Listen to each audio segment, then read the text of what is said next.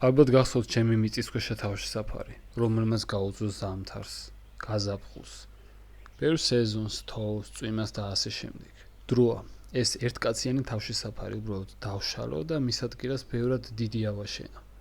იმდენად დიდი მაინც, რომ ორი კაცი თავისუფლად მოთავსდეს.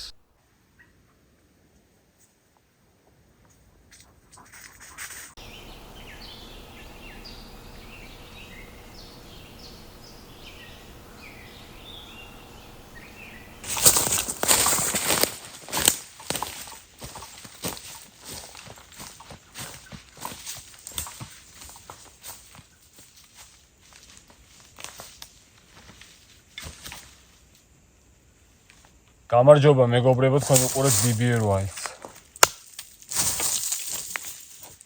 დაიწყო შემოდგომა და დავბრუნდი მეც ტყეში. უკვე დავბრუნდი თავშესაფრების თემაზე რა. ეს ზაფხული მაინც ცოტა პასიურად ვდებდი ვიდეოებს, იმიტომ რომ ხალხი ისვენებს მაინც არავის ძალიან დიდად YouTube-ისთვის. მეც მეგობრებო, უმეტესწილად ვისვენებდი, ცალკე სხვადასხვა იდეებს ვაგროვებდი. და რა გასვლების ქონდა მეგობრებთან ერთად კაი დიდი კეთილები, 2-3 დღიანები. აისო თუ დამასდი ლაპარაკი კაი იქნება. რაც შემოდგომა დაიწყო, დაუბრუნდები ძველ სტილსაც, არც ის დამავიწყდება და იმასაც გავაგზავნებ ჩვეულებრივ. მაგალითად მეგურო და ნოდარი რომ დავდივართ ხოლმე სხვადასხვა ადგილებით, კარვებით, რჩებით, დიდმაძილს გავდივართ და ასე შემდეგ. მაგრამ თან თავშესაფრების ჩვეულებრივად დაბრუნდება. პირველი მინდა დავიწყო ამით. ეს არის დუგაუს სტილის მიწისქვეშა თავშესაფარი, რომელიც დავიწყე შარშან თუ არ ვწდები შემოდგომას. გადაიტანა ზამთარი, გაზაფხული შემოდგომა თავისთავად. დიდი თოვლი იყო სხვადასხვა მაშინ აქეთ თოვლშიც მაქვს გადაღებული ვიდეო. დღეს მოვედი და უკვე მაგარი შერახული დამხდა, ნახეთ. ბალახი როგორ არის. კარით ჩამოვარდნილი ვითაა.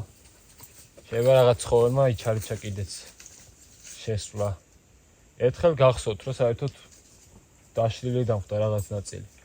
რაღაც ჯოხებიც ამოგდებულია. ხო და მეგობრებო, მაშინ იმ ვიდეოებში ვამბობდი, რომ ვაპირებ ეს თავშესაფარი დავშალო და ამის ადგილას გავაკეთო უფრო დიდი, იმიტომ რომ ცოტა არ იყოს და მოუხერხებელია. ერთი კაცისთვის კიდე ხო წავა რა, როგორც თავშესაფარი. ან თავშესაფარი ის არის, რომ რამე იყოს ტყეში თავი შეაფარო. ხო და ვაპირებ, რომ დავშალო და უფრო გავადიდო. და ეს დაიდება ნაწილ-ნაწილ ვიდეოები. დღეს უბრალოდ მოვედი სავარაუდოდ დავშლი ან რაღაც მასალებსაც მოვაგროვებ. ნახოთ რა, როგორ წავა დღე. ძალიან ადრე არის 6 საათზე ავდექი და მოვემზადე ეგრევე გამოვედი.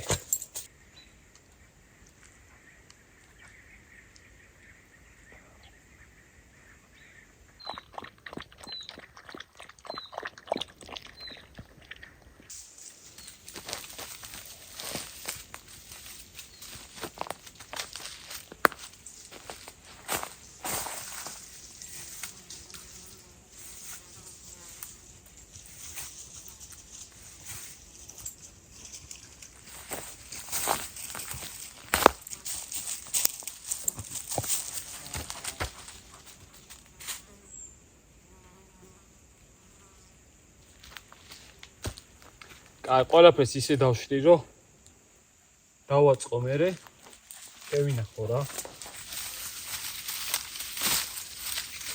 ისე გამოდგება.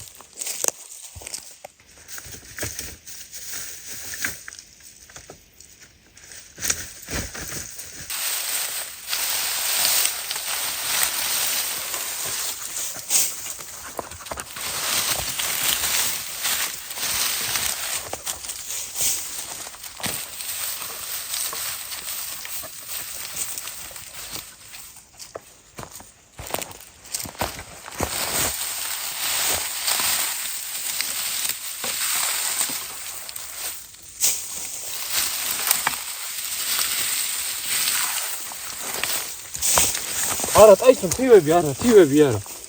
თივები გჭირდება, ტაისონ, არ მომყარო. გადავაგდე თუ არა დაავალო. თიო გჭირდება. ჯოხები შეგიძლია აიღო და გაერთო.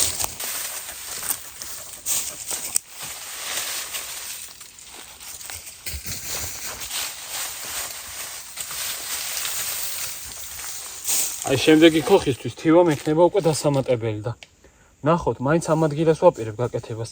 მინდა ცოტა სიღრმეში ჩავიდე და ცოტა იქითაც გავიდე რა, უფრო გავაფართოვო და ფიქრობ მე შეიძლება საერთოდ პარკის გამოვიყენო რა, ან ბრეზენტი. რო აი მართლა წყალგამძლე გამოვიდეს. ეს ახლა რაიც წვიმაში წყალი არ ჩამოდიოდა. თოვლის დროსაც ზემოდან თოვლი იყო უკვე გაყინული, გადაკრული და შიგნით ძალიან სითბო იყო რა. თან ცეცხლს დავანთებდი, შიგნით მართლა თბილოდა. გახსოვთ, ადრე თერმომეტრი დავდი ზამთრის ვიდეოში და 20 რაღაცა გრადუსი იყო რა. მაგრამ ეხა შემდეგს უკვე დიც რო გავაკეთებ უფრო. ოღონდ არ გეგონოთ რომ ძალიან დიც ვაპირებ. აი ისეც ვაპირებ რომ ერთი კაცი კარგად მოთავსდეს და ორი კაციც მოთავსდეს რა რორამე. და ისონემე. ხო და მე რადგან გავაკეთებ ჯობია რომ ბარემ ისეთი იყოს რომ აი წყალგამძლე და რამე რა. შიგნი რომ იდეალური სიმშრალე დამხვდეს სხვა მოსვლაზე. ამიტომ შეიძლება რამდენიმე ბრეზენტი ან რამდენიმე პარკი გამოვიყენო. ეს თივა და რაღაცა მერე გადავაკრა ზემოდან რომ აი უფრო შეიფუთოს, სითბოს თემაშიც იქნება ეგ და თან ვიზუალურადაც დიდად არ შეემჩნევა რა. აი ესე რომ ჩაივლი, იქით ტყეში ხეებს შორის რომ ჩაივლი, აქაურობა არ ჩანს საერთოდ. აი ახლოს უნდა მოხვიდე რომ შეეტყოს. ისიც რითი ეტყობა, აი აქ რომ მოძრაობდა რაღაც ბალახი არ არის, პატარა მცენარეები არ არის და ეს მიწას უფრო პრიალაა და მაგით ეტყობა რომ რაღაც არის. ადამიანის კვალი რო ეტყობა რა ყოველ.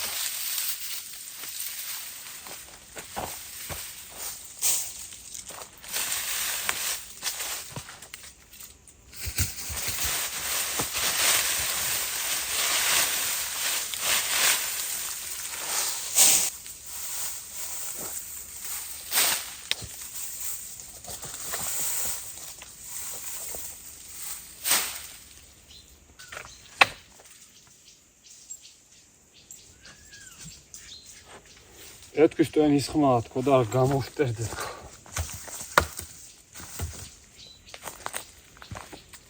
მეგობრებო, ერთ რაღაცას დავაკვირდი რა. შხიკვი. სანამ იარაღი მექნებოდა, სულ ხომ წერდით ხოლმე კომენტარებში, რომ იარაღი იყიდეს საშიშია, რა იცი რა ხდება ისა და არ ყიდულობ იცით რატო? აი ოდნავი შიშიც კი არ მქონდა, არც დაძაბულობა, არც იმაზე ფიქრი, რომ ვაი და რამე მოხდეს, ან რამე ცხოველი მოვიდეს თქო. ცუდი განზრახვით რა. რაღაც ეგეთი ან ადამიანი, უფრო ადამიანზე ფიქრობდი ხოლმე. იმიტომ რომ პირადად მეც გამომიცდია, მეგობრებისგანაც მსმენია ტყეში ადამიანებთან დაკავშირებით რაღაც ისეთი თემები, რაც ბევრს ძალიან შეაშინებს. და მაგას თავით დავანებოთ, ძალიან ბევრი ცუდი რამ ხდება. ადამიანზე საშიში არავინ არა.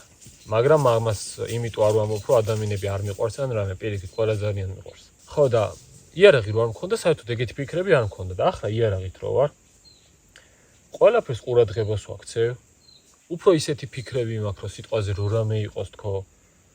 აი თითქოს რაც უფრო დაცული ხარ, უფრო ფიქრობ კიდეც. არ ვიცი მე ეგრე ვარ. ახლა შარშან მთელი ზამთარი თან მაგარ ადგილებში დავდიოდი, ყოველთვის შორს დავდიოდი. მანქანისგან შორს ვიყავი, ლაშქრობებზე რო დავდიოდი, ღია ტენტით რჩებოდი, ვიძინებდი, გლებიც იყვნენ, მეცხვარეებმა რამდენიმე მითხრა. გლებს თავი დავანებოთ, ტურაც არაა, ნაკლებად საშიში, ხროვან, ცოფიანი. ხო და უიარაღოდ რო ვიყავი, აი ოდნავი ფიქრიც არ მქონია, რომ ვაი იქნებ გელი მოვიდეს ან რამე ეგეთი. აი საერთოდ არ მქონია ეგეთი ფიქრი და იარაღი რომ მოქვს სხვანაირად ფიქრობ უკვე რა. ერთი ეგ მინუსი ქონია.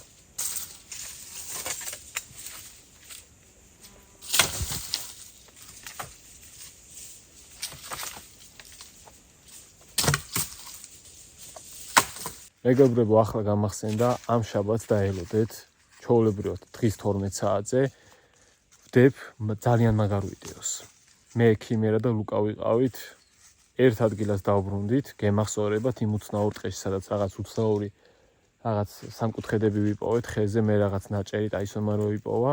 მოკლედ მაგ ტყეში მივდივართ და ვაპირებთ დავრჩეთ ზუსტად მაგ ხეებთან კარვებით.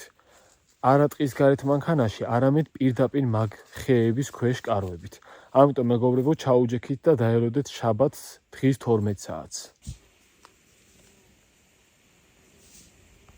თივა ბოლომდე მოვაშორე ზემოდან და ცირედ რომ მინდა ვიხელთო იარაღზეც გითხრათ რამდენიმე სიტყვა. ზოგადად ბევრი წერდა კომენტარებში. მაგ იარაღის განხილვა გადაიღებდა ეგეთი თემები, მაგრამ მეგობრებო, მე ცეცხლსასროლ იარაღებში ისე საოცრად ვერ ვირკვევი, რომ რაღაც განხილვები ჩავწერო რა. მე რაშიც ვირკვევი, ეს არის ცივი იარაღები და სალაშქრო აღჭურვილობა. მაგაზე რასაც მკითხავთ, ყოველთვის გაგცემთ კარგ პასუხს. ამ იარაღზე კი რასაც ახლა გეტყვით, უკვე ჩემი გამოცდილებით რა. თავიდან ვიტყვი, რომ ეს არის თურქული წარმოების ნახევრად ავტომატური 12 კალიბრიანი იარაღი Panzer Arms-ი. კონკრეტული მოდელი არის Panzer Arms G2 Pro. იარაღი შეგიძლიათ ნახოთ მხოლოდ მაღაზია კალიბრში. საქართველოში სხვაგან ამ იარაღს ვერ იშოვით. თუ რა თქმა უნდა ვიღაც არ ყიდის. პირადად მე იარაღს რომ ვარჩევდი, დიდი ხანი ვეძებდი, რა სადღაც 2 თვე იარაღს ვარჩევდი. და საბოლოოდ ეს გადავწყვიტე, იმიტომ რომ ბევრი ვიდეო განხილვას უყურე ამერიკელებს. ამერიკაშიც შედის ეს იარაღები. ისევე როგორც კალიბრს შემოაქვს საქართველოში და რავი, ამერიკელები აქებდნენ. თან მე სანადიროდ არ მინდა იარაღი, მე მინდა მხოლოდ თავდაცვისთვის და გასართობად. ამ შემთხვევაში ორივეში გამოდგება. სხვათა შორის სანადიროდაც მშვენივრად გამოიყენებთ ამ იარაღს თუ იმეს გინდათ. ზოგადად მე ნახევრად ავტომატური მინდოდა, იმიტომ რომ მექანიკური იარაღები საერთოდ არ მიყვარს. ნახევრად ავტომატური იარაღები ბევრად მოსახერხებელი არის, კომპაქტურია, ჩადებ ამ ჭიჭი 5 ტყვია ჩადის, +1, ჩადებ 5 ტყვიას და რავი, ყოველ გასროლაზე გამოკრავ და ეგ არის. ბევრად მარტივი არის, ბევრად მოსახერხებელი არის. დარტყმაც ნაკლები აქვს. ამის დარტყმა ფაქტობრივად მე ვერ ვიგზენი. კიდევ რა უნდა მეთქვა? ამ იარაღს კალიბრში საიძე რო ნახოთ, G2 Pro. სხვა ვარიანტიც აქვს, სხვანაირი კონდახით, უფრო გრძელი ლულით და შავი ფერის. მაგრამ მე ეს ვარიანტი მირჩევნია, იმიტომ რომ კონდახი ეს უფრო მომწონს, ლულაც მოკლე მირჩევნია სატარებლად. 3.6 კილოგრამია თუ არ ვწდები, სახში ავწონე და დამოვიწყდა. გონი ეგრე არის. და აი მე გუროდა ნოდარი რო ვიყავით საკმაოდ დიდ ლაშქრობაზე, ჯამში 20 კილომეტრი გავიარეთ, 20-25. მაშინ ჩემი ჩანთა იწონიდა 18-19 კილოგრამს და საერთოდ არ შემაწუხა ამ იარაღმა. კომენტარებში ბევრი წერდა, რომ რადგან უბრალოდ ტყეში სატარებლად გინდა და თავდაცვისთვისო, ბევრად მოკლე გენახაო. კი არის მოკლე ვარიანტებიც, სხვა დროს სხვას დავითრევ და ასე შემდეგ, მაგრამ ეს ვარიანტი პირადად ჩემთვის არის იდეალური. არც ამის წონა მაწუხებს, არც ამის ზომა. მართლა იდეალური არის რა. ზვისთვის როგორ. კარგად ჯდება, კონდახი ურეგულირდება, შეგიძლიათ გაწიოთ, დაკეცოთ. რავი, რა უნდა გითხრათ სხვა? მე მაგრად მომეწონა რა. და უკვე ამის სუნით შემიყვარდა. წარმოიდგინეთ, რამდენი, რავი, ალბათ წელიწად ნახევარი მეხვეწებით კომენტარებში იარაღი იყიდეო და ახლა უკვე იარაღის სუნი მიყვარს.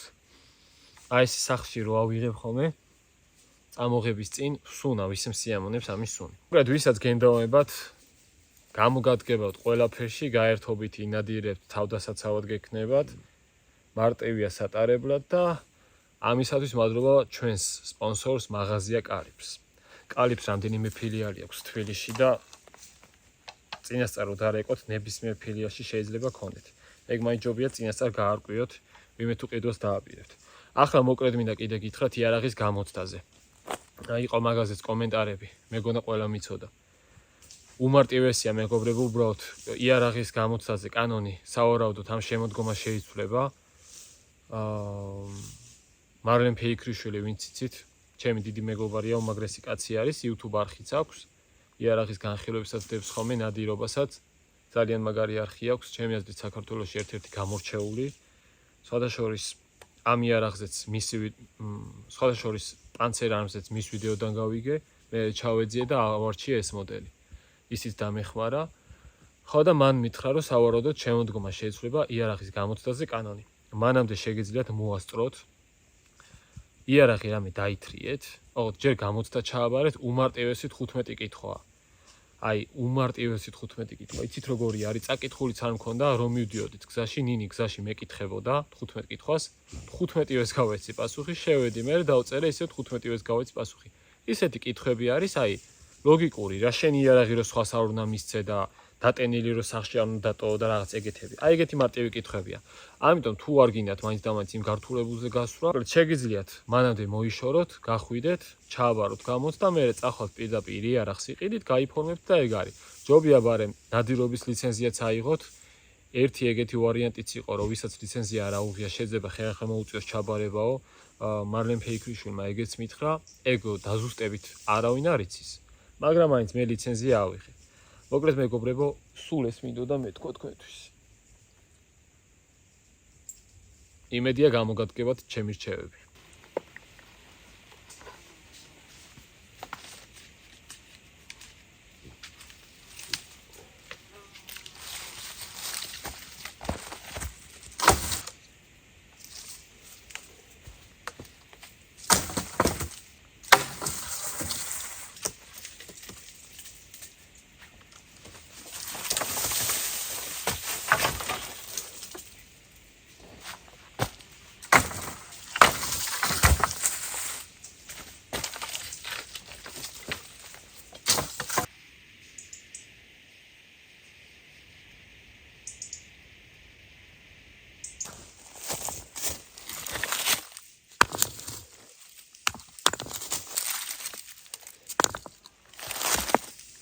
ამასაც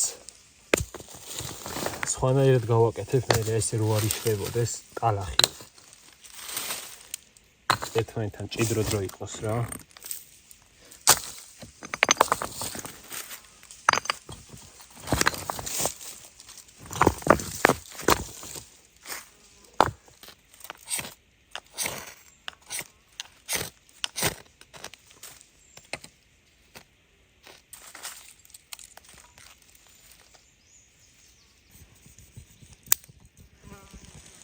აუ ეს ბუზები რამდენი არიან უკვე აი მაღალ ადგილებში შემოდგომას.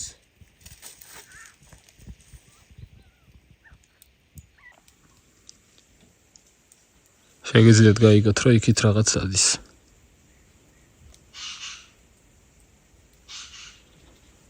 და აშკარად პატარა რაღაც არა.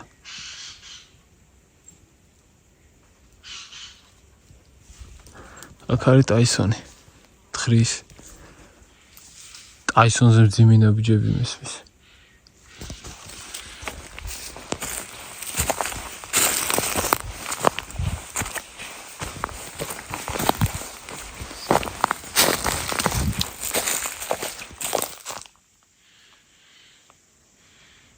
რავი, რაც არ უნდა იყოს, აშკარაა რომ არ მოდის. ის იყოს იქ ტყუილად უბრალოდ არ გავისვრი რა. შეიძლება საერთოდ შველი იყოს და ტყუილი ხო არ დავაფრთხობ. ამ ტყეში შველი არაერთხელ მინახავს. მაგრამ ჩემი ოცნება არის, აი ასე უშუალოდ ჩემთან მოვიდეს. ხშირი ეგეთი შემთხვევები რა. აი მონადირეებისგანაც კი მსმენია, რომ ნადირობისას მათთან მისურა შველი. და ჩემი ოცნება არის მართლა, აი ძალიან მიყვარს ეგ არსება. ყველა არსება ძალიან მიყვარს, მაგრამ შველი განსაკუთრებულად. რაც მოვედით, ტაისონი არ მოშორდა ერთ ადგილს. ოიცა. ოიცა საფრთხის სახლი ჩასული.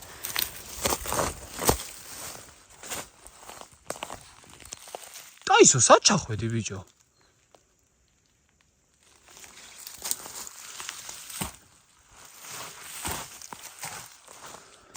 ტაისონ, კოკერ სპანიელი ხარ, იაკტერიერი კი არა, გამოდი.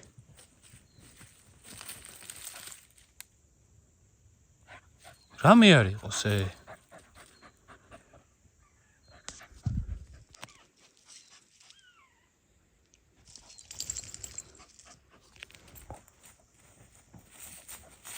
ვისაც ჩემი აი ამ მიწისქვეშა თავშესაფრის ვიდეოების სერიები თავიდან ბოლომდე გაქვთ ნანახი, პირველ ვიდეოში არის აქ რო სორო ვიპოვე.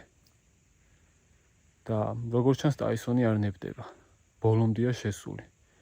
და იმედია შიგნი რამე არ არის, იმიტომ რომ საშიშია მაჩვიც რო იყოს. ძალიან ბევრი შემთხვევაა რომ მაჩვის სიტყვაზე შიგნი იაქტერიერი დაუტოვებია მოუკლავს კიდეც. იმედია ტურების ან მაჩვის ან მელის სორო არ არის.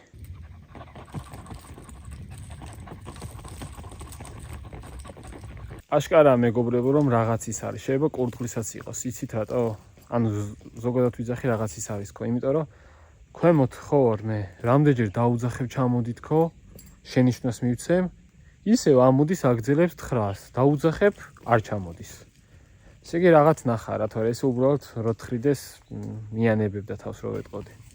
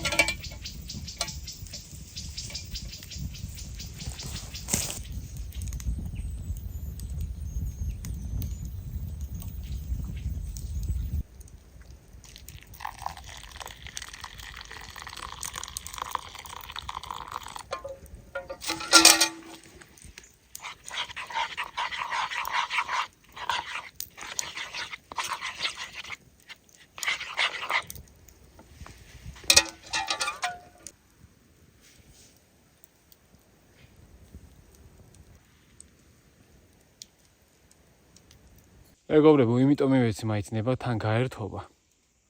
და თან არ ამგონია მტაცებლის ყოფილიყო, იცით რატო? რო ჩავიდა, თხრიდა, ვერ ეტეოდა რა და გააფართოა რომ გატეულიყო და საურაუდოდ კურდღლის უნდა იყოს. მე ასე ვარაუდობ. აი მაგალითად ტურა ტაისონზე დიდია. სადაც ტურის სორო იქნება, თავისუფლად ჩავა. მაჩვის სოროშიც თავისუფლად ჩავა, მე ასე მგონია რა. ნუ არ ვიცი. აშკარაა რომ ახლა შიგნი არაფერია. ან თუ რაღაც იყო, სოროს იცოდეთ ერთი ჩასასვლელი არასდროს არ აქვს. აქვს სხვა გასასვლელებიც, უფრო მოშორებით, რომ რამე იყოს გაიქცეს. აშკარაა რომ ან არაფერი იყო საერთოდ, ან რაღაც იყო და უბრალოდ წავიდა. და ეს დარჩა ამ სუნზე და ერთობა ასე. სუნავს და არ ეშვება თხრის. ახლა მეორე მხრიდან თხრის.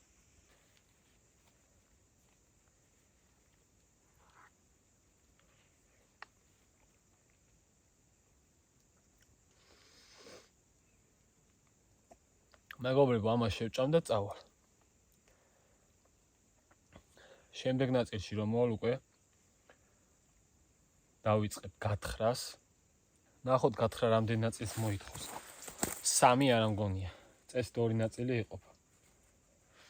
ვიდეოს რო ძალიან არ გაიწელოს და მხოლოდ 9-ზე რო არ იყოს, მაგ თემაში ვიძახი რა. გათხრა, მერე უკვე მასალის მომარაგება და მერე იმის მიხედვით უკვე რაღაცების აშენება რა. ბოლოს იქნება გადახურვა და გარედან შეფუთვა ეთივებით და რაღაცებით. ახლა როგორც ვზივარ, ისეთ სიღრმეზე მინდა გავაკეთო, რომ აი ახლა როგორც ვზივარ გამართული, ეგრე შემეძლოს ჯდომა. რაც იმას ნიშნავს, რომ სადღაც აი ამაზე ღრმად კიდე უნდა გავთხარო რა, ჩემი ხელის საიდაყვიდან ზემოთამდე კიდე ღრმად უნდა გავთხარო.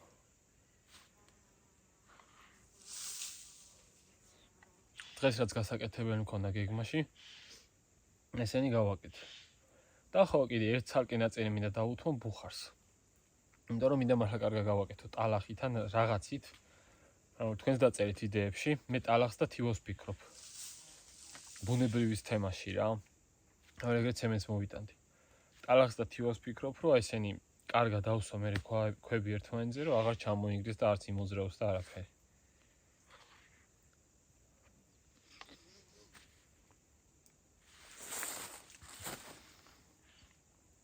მეგობრებო, დღეისთვის სულ ეს იყო. დაწერეთ თქვენი აზრი კომენტარებში და თუ ეს ვიდეო მოგეწონათ და მოგწონთ ჩემი არხი, არ დაგავიწყდეთ არხის გამოწერა. აბა მაგრად თქვენ უყურებდით BBR Wilds.